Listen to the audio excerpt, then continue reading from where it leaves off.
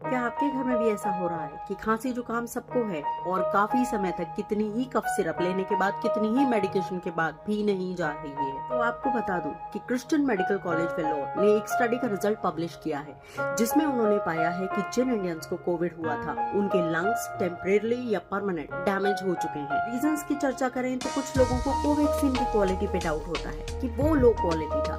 कईयों को इंडिया का इतना ज्यादा एयर पॉल्यूशन इसका मुख्य कारण लगता है, जबकि कई इंडिया के फूड एंड सेफ्टी स्टैंडर्ड्स को सब स्टैंडर्ड मानते हुए इसका मुख्य कारण बताते हैं पुअर इंडियंस की डाइट। कारण कुछ भी हो, एक बात तो तय है कि इंडियंस को अपने Asian mantra yoga, meditation, simple living, healthy eating पे वापस जाना पड़ेगा। उसी में इसका सोल्यूशन जरूर छुपा होगा।